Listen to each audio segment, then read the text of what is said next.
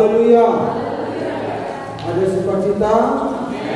Puji Tuhan. Nah, mari kita lihat firman Tuhan kembali minggu yang lalu, yaitu kita lihat dulu sepintas, namun kita akan lanjutkan ya, karena dalam pembahasan kita ada bagian-bagian yang harus diselesaikan, yang tidak boleh dilewatkan. Bagaimana menjadi seorang murid Kristus. Nah, ini akan saya sampaikan secara cepat karena minggu kemarin sudah begitu jelas. Mari kita baca lagi 1, 2, 3. Yesus mendekati mereka dan berkata, "Kepadaku telah diberikan segala kuasa di sorga dan di bumi. Karena itu, pergilah, jadikanlah semua bangsa muridku, dan baptislah mereka dalam nama Bapa dan Anak dan Roh Kudus, dan ajarlah mereka melakukan segala sesuatu yang telah kuperintahkan kepadamu. Dan ketahuilah, aku menyertai kamu senantiasa sampai kepada akhir zaman." Haleluya. Nah, kita sudah melihat di sini penekanan dari firman Tuhan pada hari ini adalah tentang murid, ya. Jadi Yesus memerintahkan kepada murid-murid supaya pergi ke seluruh dunia untuk membuat semua orang percaya juga menjadi murid. Nah, kemudian baptislah mereka dalam nama Bapa dan Anak dan Roh Kudus. Jadi muatan dari murid itu, langkah awalnya dikatakan dibaptis mereka, kemudian diajar, ya, dibaptis kemudian diajar, dan selanjutnya ketahuilah, aku menyertai kamu senantiasa sampai kepada akhir zaman. Jadi Tuhan menyertai setiap orang yang percaya kepadanya dalam proses menjalani status seorang murid. Mari kita lihat langsung, ya, menjadi murid Kristus. 2, 3 ya. Menjadi murid Kristus. Nah, alasan menjadikan murid. Mengapa mesti murid?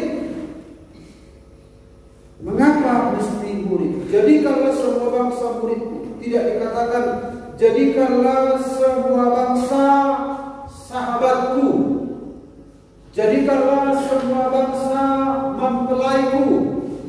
Jadikanlah semua bangsa menjadi tentara-tentara Kristus. Jadikanlah semua bangsa menjadi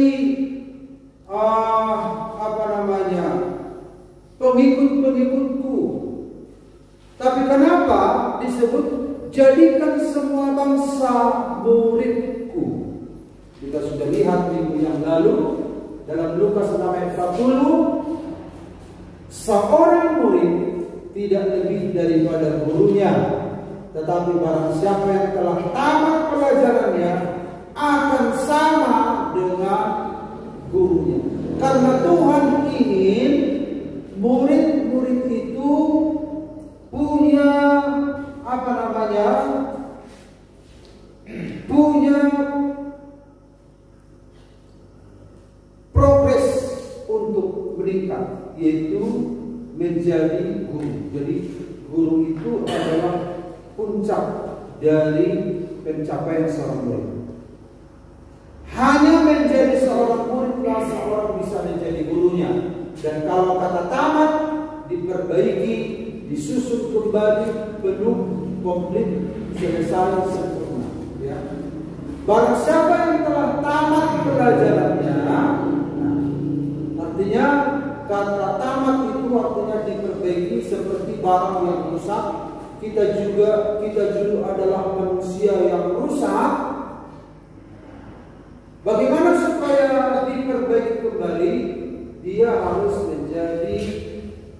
menjalani sebuah proses. Menjalani sebuah proses. Tidak hanya menyadari hidupnya rusak, tetapi dia mau masuk ke dalam program perbaikan. Jadi misalnya ini rusak. Lalu mana ini yang perlu diperbaiki? Nah, ini, yang ini enggak. Nah, jadi kalau yang ini masuk ke dalam program perbaikan, yang ini tidak, berarti yang ada program perbaikan inilah yang dirancang bagaimana caranya untuk dibangun kembali. Jadi menjadi murid itu masuk kepada program kesempurnaan. Kalau dia tidak menjadi murid, ya hanya sekedar sadar dia sudah rusak, tapi tidak masuk ke dalam program itu. Jadi diperbaiki. Nah, ini diperbaiki kembali. Ya. Barang siapa yang telah tamat pelajarannya akan sama dengan muridnya. Diperbaiki ke tahapan yang sebenarnya,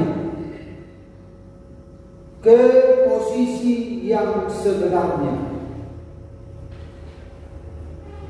Kemudian disusun kembali. Ini adalah pasal-pasal yang rusak. Kita nggak tahu gambar apa ini, nggak jelas. Di luar Tuhan kita seperti orang yang berantakan ini, nggak jelas. Nah, kemudian ketika kita masuk ke dalam program ini, ya bukan sekedar program, tapi saya sebut istilahnya program ya. Kita masuk menjadi murid, maka kita disusun kembali. Ini ke sini, ini ke sini, ini ke sini, ini ke sini. Dan yang menyusunnya itu adalah guru. Jadi murid itu hanya pasrah, menerima, mendengar. Jadi seorang murid tidak bisa bilang, bukan begitu, begininya. Akhirnya nanti gambarnya nggak kelihatan. Yang tahu tentang hidupmu siapa rupanya? Jadi seorang murid itu mendengarkan, kemudian melakukan, mempraktekkan. Jadi guru itu sudah melihat gambaran begini. Hanya taat, mau diproses sehingga jadilah sesuai dengan gambar, disusun kembali. Karena kita ini sudah berantakan, sudah hancur-hancuran. Kemudian kata tamat ini juga artinya adalah penuh, bagaikan sebuah kita adalah bagaikan sebuah wadah yang sudah merosot, yang sudah tidak penuh. Berarti sudah tidak sesuai dengan standar. Siapa standar kita sebelumnya? Yesus Kristus. Kita diciptakan segambar serupa dengan Dia. Namun karena dosa, kita makin merosot. Karena kita makin merosot, maka bagaimana supaya kita bisa kembali memiliki kepenuhan seperti itu Kristus, karena Kristus adalah kepenuhan Allah. Maka supaya kita bisa lagi mencapai gambar dan rupa Allah, kita harus menempatkan diri menjadi seorang murid. Nah, dan kita tahu bagian mana atau sejauh mana kita butuh diajari. Jadi kita sudah jauh dari Tuhan. Nah, untuk menjadi sama seperti guru yaitu Yesus, maka kita harus menempatkan diri menjadi seorang murid. Kemudian saudara-saudara, kita lihat lagi ini ya, pernyataan penting ya. Hanya dengan menjadi murid seseorang bisa sama seperti guru. Hanya dengan menjadi murid Kristus seorang percaya bisa serupa dan segambar dengan Kristus. Jadi makanya dikatakan pergilah ke seluruh dunia, jadikanlah semua bangsa muridku. Karena hanya dengan menjadi murid Kristuslah seseorang bisa ditarik untuk sama seperti gurunya, yaitu Yesus Kristus. Bukankah tujuan kita, firman Tuhan yang kita dengarkan, menjadi seperti Yesus, seperti Yesus, dan begitulah tujuan dari Tuhan untuk kita. Caranya adalah menjadi seorang murid. Seorang murid ada ujiannya. Nah, seperti pimpin pujian tadi bilang, di gereja kita berkata haleluya puji Tuhan Yesus dasar. Padahal sepanjang minggu kita bagaimana? Babak belur kan? Kadang nangis, kadang jengkel, kadang apa. Nah, jadi itu semua menjadi bagian dari pemuridan itu. Itu program. Ada kan orang masuk program diet kan? Apa yang harus dilakukan orang yang masuk program diet? Nah, dia harus ketat terhadap makanan, kemudian olahraga dan sebagainya. Tapi kalau nggak masuk program itu ya nggak suka. Nah, jadi menjadi murid itu masuk kepada program ilahi untuk menjadi serupa dengan Kristus. Karena semua yang dia punya guru itu akan diserap oleh murid. Kapasitas guru itu akan dimiliki oleh murid. Makanya Tuhan bilang seorang murid akan sama dengan gurunya. Jadi harapan Tuhan adalah orang yang percaya kepadanya, dia akan semakin meningkat sama seperti dia.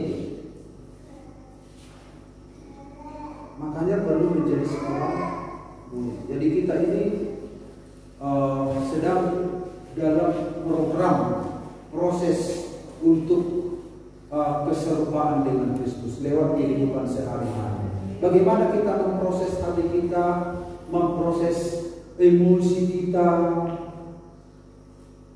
kemudian kita berpikir bagaimana ada pergulatan dalam pikiran kita. Bagaimana ini Tuhan? Bagaimana ini? Kenapa orang itu begini? Kenapa begini?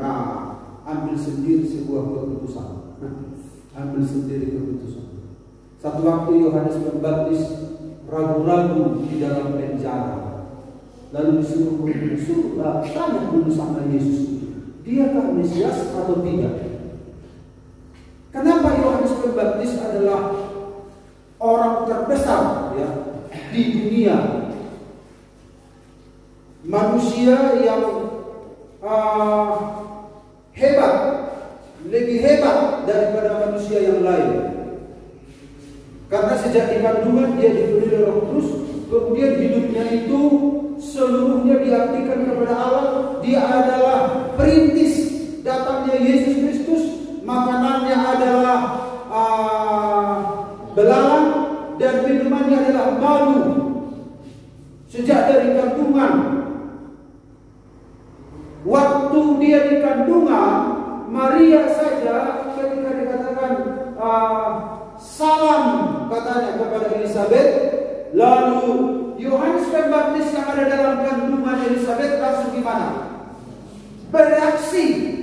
Hanya masalah salam dari Ibu Yesus. Jadi Yohanes Pembaptis ini adalah manusia yang luar biasa.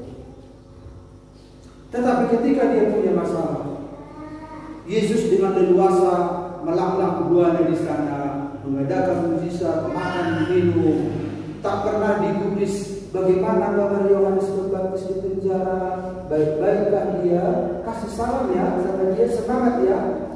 Tidak ada.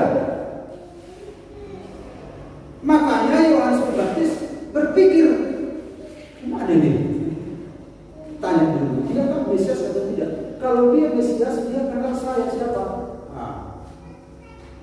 Saya yang merintis jalan sama dia kenal.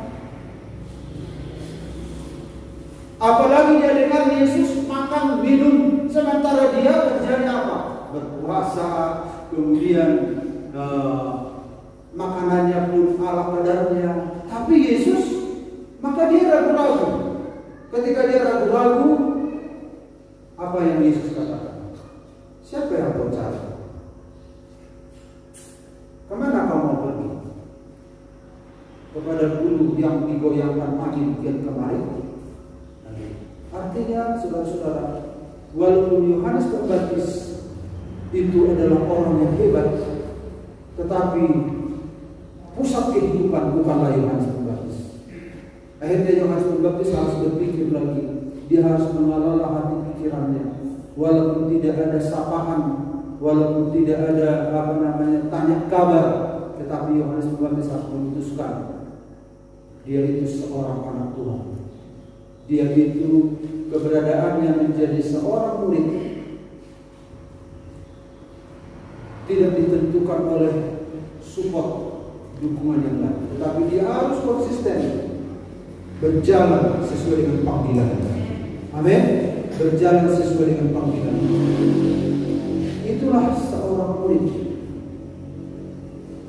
Nah, tapi di gereja kita berkata, haleluya, puji Tuhan. Karena apa? Karena kita memang harus mengagungkan Tuhan lepas dari pengalaman hidup kita, lepas dari apa yang sedang kita alami. Kita bisa memuji Tuhan, haleluya, puji Tuhan. Karena apa? Baru ada transfer. Puji Tuhan, haleluya. Baru ada apa? Ada job. Tidak. Tapi kita melakukannya karena seorang murid memuji Tuhan dalam segala keadaan. Amin. Dia harus mengelola emosinya, mengelola pikirannya. Dia bertanya, tidak ada jawaban, dia harus menjawab sendiri. Terus diolah sampai dijawab. Kadang jawaban itu tidak segera datang, tapi dia harus tetap loyal, dia harus tetap setia sampai dia melihat apa maksud Tuhan untuk semuanya. Nah, jadi hanya dengan menjadi murid, seorang bisa sama seperti gurunya. Hanya dengan menjadi murid Kristus, seorang percaya bisa serupa dan segambar dengan Kristus. Amin. Yang kedua kita lihat, Bapak Ibu, sebab siapakah di antara kamu yang kalau mau mendirikan sebuah menara tidak duduk dahulu membuat anggaran biayanya, kalau cukup uangnya untuk menyelesaikan pekerjaannya itu, supaya jikalau ia sudah meletakkan dasarnya dan tidak dapat menyelesaikannya, jangan-jangan semua orang yang melihatnya mengejek dia sambil berkata, orang itu mulai mendirikan tetapi dia tidak sanggup menyelesaikannya. Jadi untuk menjadi seorang murid diibaratkan seperti membangun sebuah menara. Jadi kalau kita menjadi seorang murid, kita diibaratkan kita sedang membangun sebuah menara. Untuk membangun sebuah menara dikatakan duduk dahulu membuat anggaran biaya. Ada perhitungan. Ada perhitungan berapa harga yang harus dibayar untuk ini, untuk ini, untuk ini. Ya. Lalu ayat yang berikut, atau raja manakah yang kalau mau pergi berperang melawan raja lain tidak duduk dahulu untuk mempertimbangkan apakah dengan 10.000 orang ia sanggup menghadapi lawan yang mendatanginya dengan 20.000 orang. Nah, jikalau tidak, ia akan jauh menanyakan syarat-syarat perdamaian. Jadi kalau saudara-saudara dia kurang personil tentara, maka dia harus memikirkan bagaimana caranya. Dia akan mengirim putusan bagaimana cara untuk berdamai. Artinya ada begitu. Jadi menjadi seorang murid adalah ada harga yang harus dibayar. Ada harga yang harus diperhitungkan. Jangan sampai nanti engkau menjadi murid, tahu-tahu di tengah jalan kau mundur. Karena seorang murid itu, saudara-saudara, kalau dia sudah melangkah tidak boleh. Itu sama seperti minggu kemarin saya katakan, kalau Yosafat sudah masuk kuliah nggak boleh mundur. Mahal atau murah masuk, kalau sudah masuk nggak boleh mundur. Seorang murid kalau sudah menjadi murid Kristus, ada hal-hal yang akan terjadi di depan. Dia harus memperhitungkannya. Jangan sampai dia mundur. Apa yang membuat kemungkinan dia mundur? Mungkin salibnya besar, mungkin akuknya berat.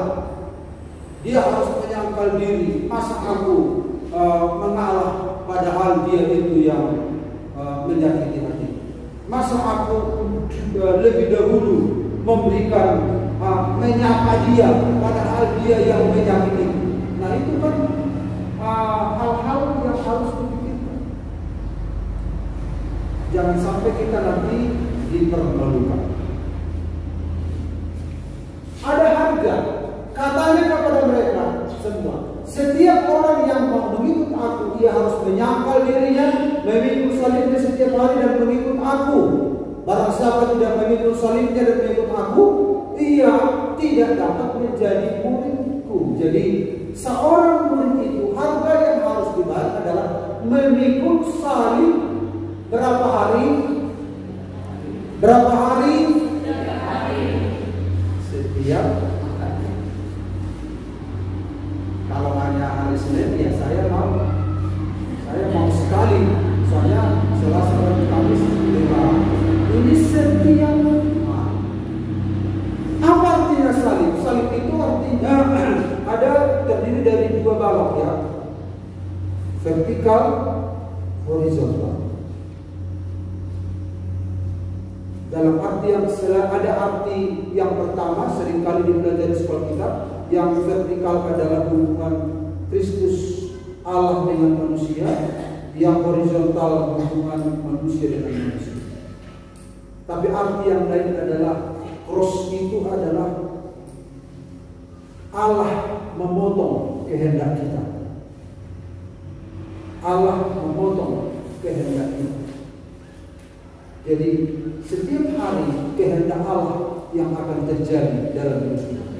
Jadi salib itu bukan hanya sekedar orang silaku juga dia pehon Tuhan itu akan persoalan gelek rumah na juga lah kemudian uang sekolah maafkan ini masih lagi dah. Itu bukan silang ya, itu bukan salib yang dimaksud firman. Salib itu adalah kehendak Allah dengan kehendak kita dipotong oleh kehendak Allah. Bukan kehendakku yang jadi, kehendakku yang jadi. Itu setiap hari. Itu saya. Berapa lama tadi? Setiap hari. Jadi ketika kehendak kita, Tuhan, mari minggu Allah hadirat Tuhan dalam ujian penyembahan, oke, puji Tuhan, kehendak yang jadi. Allah yang mau Senin Tuhan, kurasa kehendakku aja Tuhan. Alana hadirat Tuhan, karena ada mengadia di sini. Kehendak pula yang jadi Tuhan. Kalau kita menikmati hadirat Tuhan, suasana surgawi, sukacita, kita mudah kehendak Tuhan yang jadi. Kerajaanmu dalamlah kehendakmu jadilah. Nah, setelah hari berikut kehendak kita atau diatur kehendak Tuhan, kehendak kita, kehendak Tuhan, kehendak kita, kehendak Tuhan, kehendak kita. Tapi Tuhan mau setiap hari kita harus melakukan kehendak Tuhan. Amin. Ku mau hidup seturut kehendak Tuhan. Amin. Nah, jadi harga menjadi murid, yaitu kita harus diberikan sebuah salib. Salib itu juga bisa berupa tanggung jawab. Dan kita sudah lihat ilustrasinya kemarin, orangnya berjalan, oh haleluya, puji Tuhan, mengikut Yesus keputusanku, diberi bermakna, wah, oh haleluya, kau besoknya berapa waktu sahuria memikul salib. Karena seorang murid harus memikul salib. Tapi karena beratnya salib itu, apa yang terjadi? Tuhan, dipotong ya, berat kali salib ini Tuhan. Masa kehendakmu yang jadi? Jika berkehendakmu Tuhan, nah, akhirnya dipotong. Nah, wah begitu ringan sekarang salibnya. Dia senang, Pak. Berarti saya lebih cepat berjalan daripada orang lain. Karena kalau salib itu kan membuat pergerakan kita sepertinya lambat, ya kan? Nah, dia ingin mau cepat-cepat. Nah, di tengah jalan Tuhan masih panjang ini Tuhan. Kurangi ya Tuhan. Tuhan bilang jangan. Nah, enggaklah, engkau baik. Kurangilah Tuhan. Engkau Maha Pengampun. Benar Tuhan Maha Pengampun? Maha Pengampun dia. Dia baik sekali di gereja. Bapa Tuhan baik, Bapa Tuhan baik, Engkau baik Tuhan, haleluya, praise God, Engkau baik. Nah, menyadari kebaikan Tuhan dipotonglah. Tapi Tuhan berani. Nah, akhirnya ringan. Nah, terima kasih banyak Tuhan.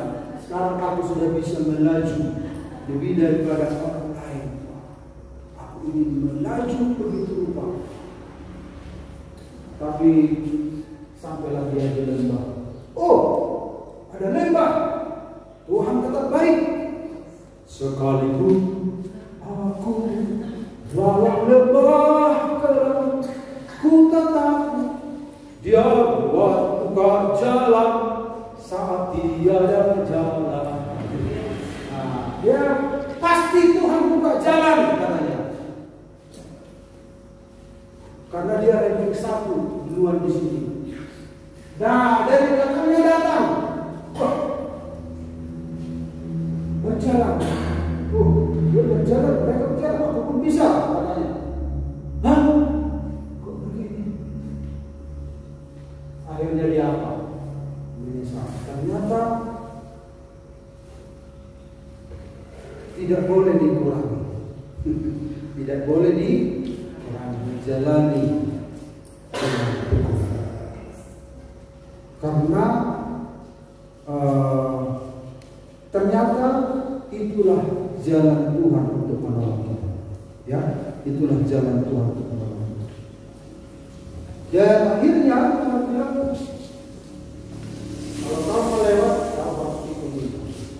Artinya nggak boleh dikurangi, nggak boleh diganti, harus ditetapkan begitu. Dengan salib itulah dia akan berjalan melewati lembah kelam. Jadi ada harga yang harus dibayar. Harganya adalah pikul salib ikut Yesus. Mengikut Yesus keputusanmu. Nah, sepanjang minggu ini yang saya lihat itu mengikut Yesus keputusanmu. Mengikut Yesus keputusanmu. Ternyata lagu itu diciptakan dengan kisah yang luar biasa. Mendengar saja sudah merinding ya. Dari lagu seorang wanita menyanyikan mengikut Yesus, kemudian saya putar lagi seorang pria semuanya membuat kita diminta untuk mengambil sebuah keputusan. Ternyata itu adalah pengalaman anak-anak Tuhan. Akhirnya mereka berkemenangan dalam Tuhan. Amin. Walaupun ada harga yang harus dibayar. Yang ketiga, supaya cepat ya. Jika seorang datang kepadaku dan dia tidak membenci bapaknya, ibunya, istrinya, anak-anaknya, saudara-saudaranya laki-laki atau perempuan, bahkan yang lain sendiri, dia tidak dapat menjadi muridku. Jadi jika seorang datang kepadaku dan dia tidak membenci, artinya harus membenci. Jadi maksudnya bukan membenci. Kalau terjemahan yang lain dikatakan, barang siapa yang datang kepadaku tetapi lebih mengasihi bapaknya, lebih mengasihi ibunya, lebih mengasihi istrinya. Artinya adalah Yesus itu harus lebih di atas segala, di atas segala. Jadi prioritas seorang murid, kalau kita lihat ilustrasinya minggu yang lalu, ini adalah kita, Yesus ada dalam hidup kita.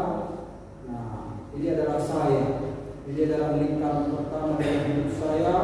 Ini adalah nyawa, ini adalah istri, ini adalah anak, ini adalah orang tua, ini adalah saudara, kerja. Nah, itu gambarannya seperti ini.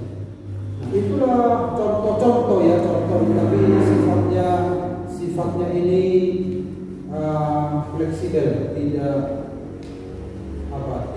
wajib seperti ini, tapi di bagian dalam ini kira-kira seperti itu urutan-urutan. Ya.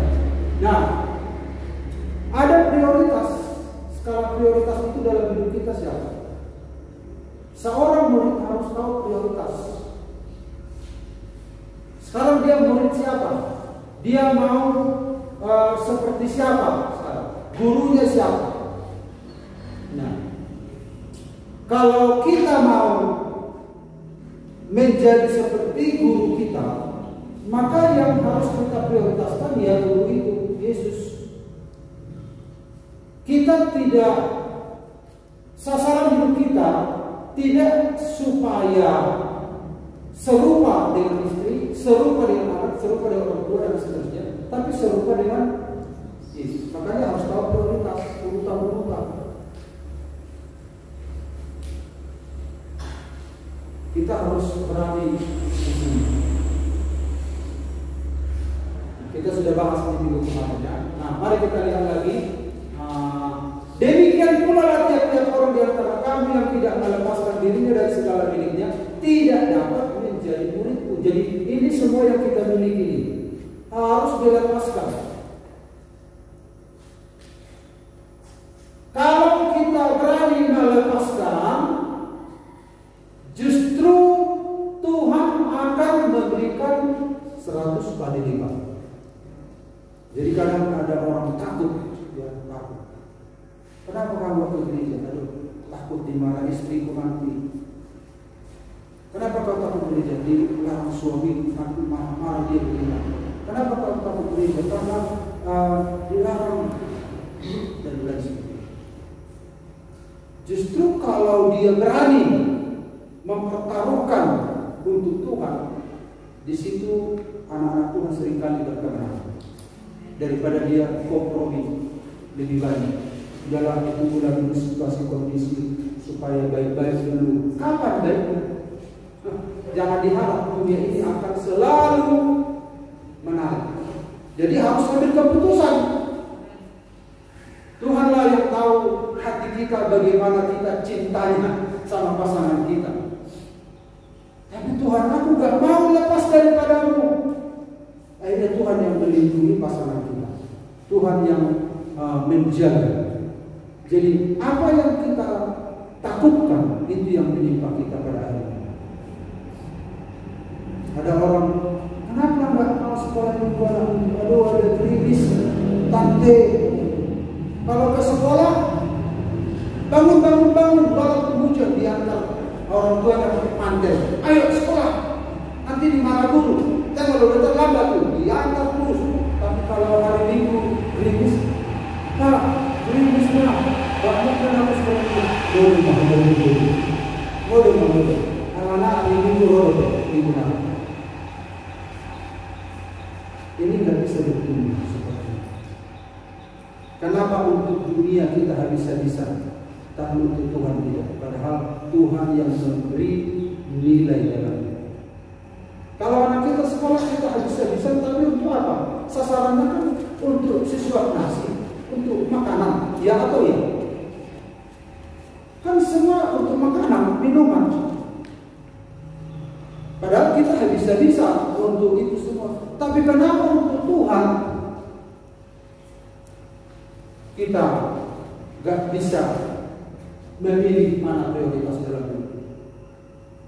Apa yang kita capai di dunia ini, misalnya kita kuliah S1, S2 dan lain sebagainya, kita kerja, semuanya berguna untuk dunia ini, untuk kehidupan kita. Kalau ada ya kita wariskan, syukur. Tetapi untuk hidup kekal, kenapa kita tidak pernah memilih yang terbaik dalam hidup kita? Di sini masalahnya, ya. Nah, Markus 10:28-30 berkatalah Petrus kepada Yesus, kami telah meninggalkan segala sesuatu dan mengikut Engkau. Jadi Petrus ini orangnya apa ya, vokal dan logika. Kami sudah meninggalkan semuanya untuk mengikut Engkau. Oke lah kalau begitu, kutinggalkan semuanya.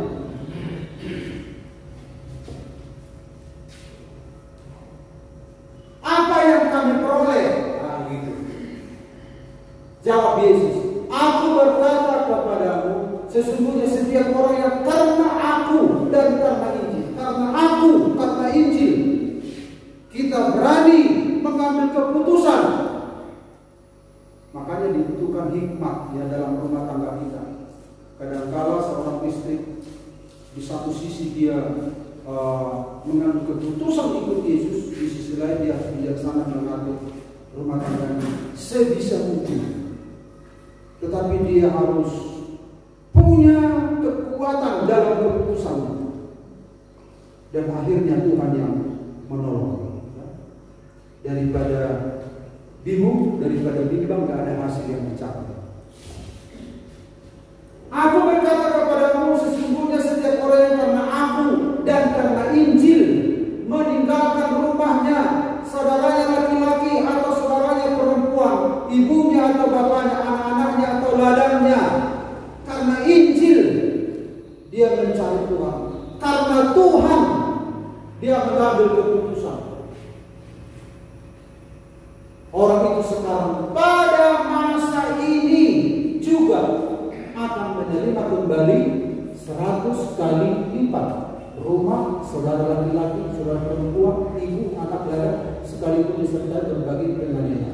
Jadi kalau kita takut kehilangan rumah, saudara laki-laki, saudara perempuan, ladang, kita takut kehilangan hubungan itu semua,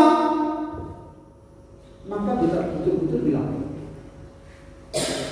saudara bisa harus lebih takut kehilangan Tuhan. Amin. Dan banyak orang seperti itu.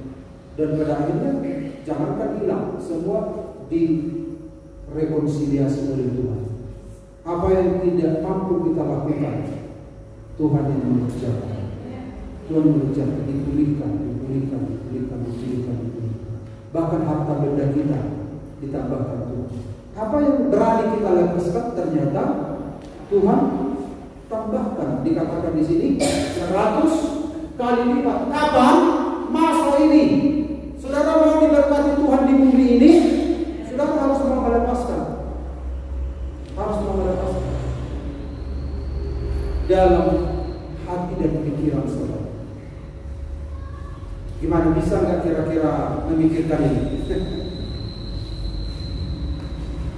Seorang murid lah yang memahami ini ya. Kita mau menjadi murid, amin. Tetapi Tuhan kembalikan. Jadi untuk menjadi orang diberkati, menjadi kaya, itu menjadi murid. Ini firman Tuhan katakan. Dengan cara apa? Berani melepaskan. Siapa yang mempertahankan nyawa, kehilangan nyawa. Siapa yang berani melepaskan nyawanya karena Tuhan, mendapatkan nyawa. Kita takut kehilangan saudara karena kita diejek. Kita konten-konten sama dia. Akhirnya mereka tinggalkan kita, tinggalkan begitu. Lalu kita takut ditinggalkan atau babe disingkirkan kalau dia ada dan hijau berkuat dan dia dijaga.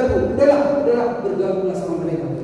Dia takut kehilangan dan ketahuilah dia akan kehilangan. Sekuat apa saudara membangun hubungan dengan saudara, saudara tidak akan mendapatkan. Tapi sekuat apa tekad saudara untuk bersekutu dengan Tuhan, justru saudara itu akan Tuhan dekatkan kepada saudara. Tuhan yang dekatkan. Amin. Mau saudara-saudara kita makin dekat dengan kita, dekatlah dengan Tuhan. Mau saudara harta benda kita ditambahkan oleh Tuhan, dekatlah dengan Tuhan. Ini firman Tuhan yang bilang ya. Dan ini Yesus yang mengatakan. Siapa Yesus? Siapa Yesus? Tuhan. Sekalipun disertai berbagai penganiayaan, walaupun ada aniaya, ada masalah, berkat itu akan datang. Berkat itu akan datang. Karena apa? Tuhan yang berkuasa menambahkan itu pada kita. Carilah dahulu kerajaan Allah dan kebenarannya, maka semuanya itu akan Tuhan tambahkan. Tuhan yang tambahkan, bukan kita. Seberapa kuatlah kita menambahkan. Pada zaman yang akan datang, ia akan menerima hidup yang kekal. Zaman yang akan datang. Jadi di dunia ini dan di dunia yang datang dapat dua-dua. Senang kan? Amin. Tuhan yang mengatakan ini. Bukan saya, bukan tafsiran saya. Tuhan yang mengatakan. Tetapi intinya berani melepaskan. Ketika Abraham berani melepaskan Ishak, maka Tuhan mengembalikan Ishak saja. Jadi Abraham itu enggak ecek-ecek ya. Pura-pura dilepaskan, Tuhan kan nanti kembalikan. Memang benar-benar di hati itu udah lepas. Dia sudah benar-benar mengambil pisau untuk mempersembahkan Ishak, enggak ecek-ecek. Gimana Tuhan? Tuhan baru. Kalau persembahkan si Ishak itu tertampar tangan oleh Tuhan, berharap-harap tangannya ditampar, tidak, memang benar-benar. Karena Tuhan kan nggak bisa ditipu kan oleh ecek-ecek, oleh main-main. Abraham nggak main-main, makanya dia disebut bapak orang beriman. Maka apa yang terjadi? Aku sudah melihat hati. Karena keputusan itu ada di hati. Akhirnya Tuhan kembalikan Ishak padanya. Jadi apa yang kita lepaskan Tuhan kembalikan pada kita. Tetapi di hati kita harus jelas benar-benar Tuhan yang kita kasihi, yang kita cintai. Lalu yang berikut adalah fungsi seorang murid. Ini yang dua bagian terakhir. Fungsi seorang murid. Nah, Matius 5:13 ayat adalah kamu adalah garam dunia. Murid itu sama dengan garam. Jadi garam itu tidak perlu dia berusaha untuk menggarami. Karena memang garam itu sudah punya sifat sendiri. Otomatis dia menggarami. Itu kalau garam. Jadi murid itu sama dengan garam. Kamu adalah garam. Jadi kemana murid itu pergi, itu sudah otomatis mempengaruhi otomatis. Jadi bukan dia yang ayo kita pengaruhi orang itu, yuk kita pengaruhi. Otomatis hidupnya itu mempengaruhi. Garam itu kan otomatis dia mempengaruhi. Garam itu tidak ketika dia di tengah-tengah orang lalu ayo kita pengaruhi orang itu. Enggak.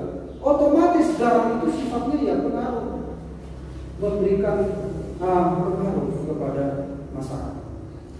Jadi kamu adalah garam. Jadi di mana murid itu berada, otomatis dia punya pengaruh. Dia sadari tidak disadari, karena dia punya sifat, ya. Dia punya sifat, yaitu mempengaruhi. Dia sadari tidak disadari dia mempengaruhi, tetapi dengan sendirinya dia dialami orang pengaruhnya, karena dia garam.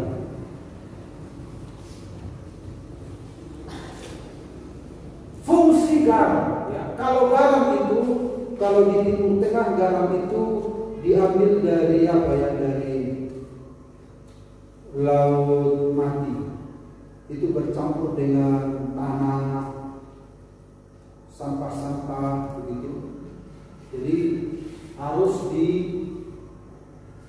kegunaannya untuk garam ini banyak. Ya. Beda dengan garam dari laut yang dibuat kolam-kolamnya. Ini bercampur dengan tanah. Ini garam-garam dia. Nah, kegunaan garam ini adalah penyedap rasa makanan, sama fungsinya dengan garam umumnya, ya, penyedap rasa makanan. Kemudian mengawetkan persembahan. Jadi kalau ada persembahan itu diawetkan. Kemudian menguatkan bayi yang baru lahir. Jadi ternyata garam ini dalam Yehezkiel 16:4, garam ini kegunaannya menguatkan bayi ternyata, ya, yang baru lahir. Kemudian menghilangkan racun dalam 2 Raja-Raja 2 ayat 21, menghilangkan racun pada mata air yang setiap orang minum mati, lalu ditaruh garam, lalu air itu jadi sehat. Kemudian sebagai pupuk, itulah kegunaan garam di dalam Alkitab.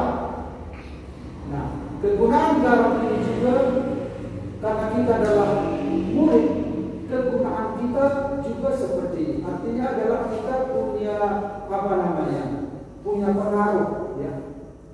Kalau kita menjadi garam, dia itu membuat sedap, ya, membuat sedap. Kemana kita pergi jadi sedap, jadi sedap dirasakan. Amin. Sedap dirasakan. Jadi kemana kita pergi jadi nggak sedap di posyandu. Nanti kita belum jadi garam. Yang namanya garam, pokoknya menjadi sedap. Dia sengaja tidak disengaja karena garam itu punya sifatnya ya mempengaruhi. Kemudian mengawetkan, menguatkan, mengawetkan persembahan, menguatkan bayi yang baru lahir, dikuatkan. Jadi kalau kita garam, ada kan bayi-bayi yang baru lahir di gereja kita kan, lahir baru percaya sama Yesus. Lalu apa peran garam itu? Menguatkan. Jangan sampai ada orang baru lahir di gereja, baru percaya sama Tuhan, langsung kabur gara-gara tersentuh dengan si A, si B. Berarti gak berfungsi sebagai garam. Kalau kita menjadi garam, orang dikuatkan. Disengaja atau tidak disengaja, orang itu mendapat kekuatan karena dia memang garam. Dia punya sifat garam. Sama dengan kamu adalah terang dunia. Itu kata benda, ya. Garam kata benda, terang kata benda. Jadi kalau kita itu garam, memang itu kerja kita, itu memang sifat kita. Sifat kita itu menguatkan, menghilangkan racun.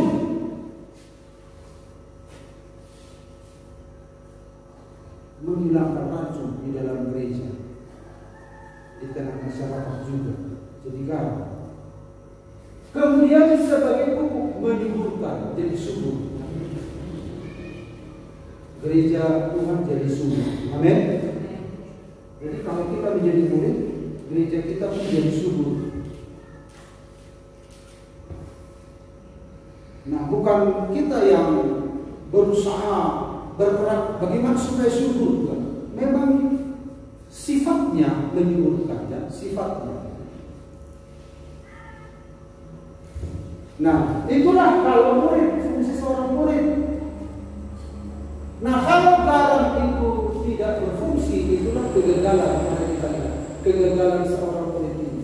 Garam memang baik, tetapi jika garam juga menjadi tawar, dengan apakah dia simpan, tidak ada lagi gunanya.